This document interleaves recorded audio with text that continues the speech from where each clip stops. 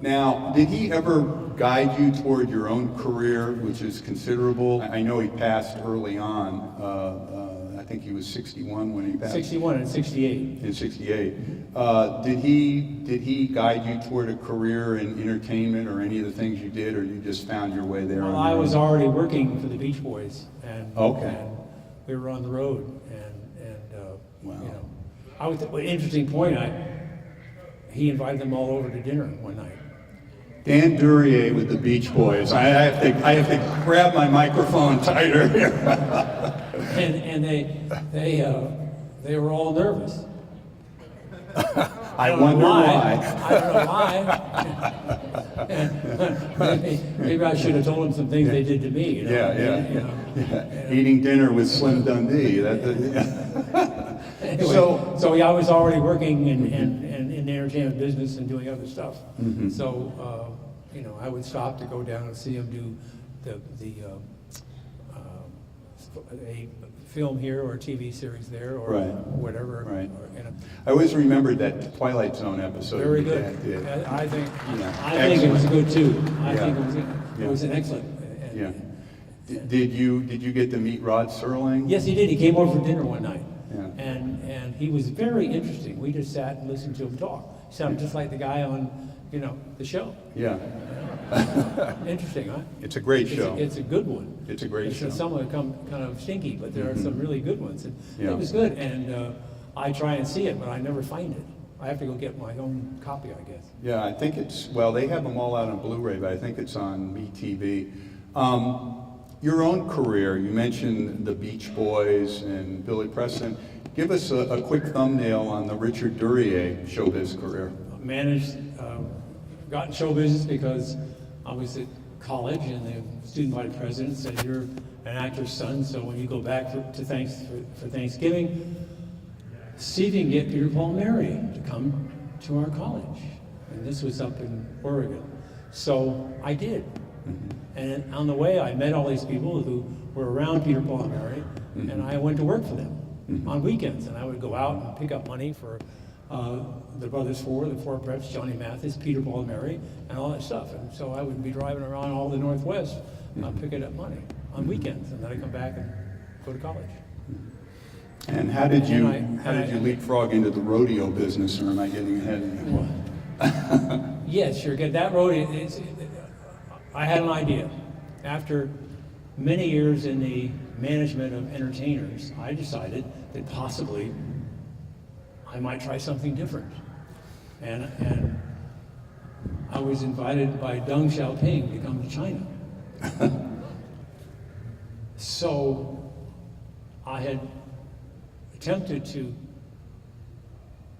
recreate the rodeo that he saw when he was in Houston on the way to meet Nixon. Mm-hmm. He stopped in Houston. And we could never do it because the Chinese would say, "Okay, we'll accept all your animals, but we can't feed them." And I said, "What do you mean you can't feed them?" And they said, "Well, if they die, it'll be our fault." And I said, "Oh, okay." So we figured out a way to import all the feed for all the animals. But it got so complicated that we finally had to back out. It was the wrong time to do business with the Chinese. They were very new in the area, and they're not much better now. Yeah. So. Your dad's career, he kind of took up the mantle almost the way Richard Widmark did, in a certain way. And Widmark walked away from it because, as he said, I didn't want to be remembered for an insane giggle and pushing someone down the stairs in a wheelchair. And he turned away from that. But your dad was really not, he did a lot of Universal, but he was really a freelance actor. Yes, he was. And people hired him. And in fact, he was one of the ones in researching this film for the commentary that I did on the DVD. He was the one that really got paid. But really, the person that has their fingerprints all over Too Late for Tears was Hal Wallace, because he had Liz Scott under contract. He also had more than that because they were significant others at the time for many, many years. The interesting thing about Too Late for Tears is that I think, and you can weigh in on this, Richard, I think it's one of your dad's most nuanced performances because he's not just a bad guy in this. Would you agree with that? Yes, but I think that we have to let the audience make the decision. True, And, but he's you nuanced. know, yes, I agree with that. Yeah. And I also think it's one of his better I do too. movies. Absolutely. And that's Absolutely. why you're showing it. Absolutely, because this is, at the time, the movie did not go over well. It got a good review from the New York Times, because I think Bosley Crowther was on vacation. And it got a good review, but a lot of people didn't like it. It did not do well financially. But I think what you'll find out when you see this is that this is really a film noir of consequence. It really takes its place with the great post-World War II film noirs. Great performance by Liz Scott, Dan Duryea, Don DeFore, everyone involved. And they did have to do some things with the budget. If you see some of the sets are reused and you wonder, well, gee, doesn't that apartment look like a travel lodge in Indianapolis? They did have to, because they got, yeah, it was, because they had such a great cast with Dan Duryea and everybody else. So I'm just pleased again that you're here. Thank you. And we're all here to see this movie again tonight in Union Station.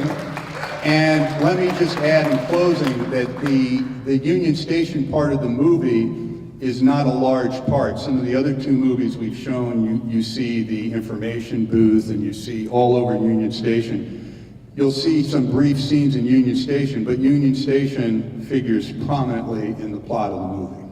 So with that, and again thanking Richard for being here, please enjoy Too Late for Tears. Thank you so much for coming.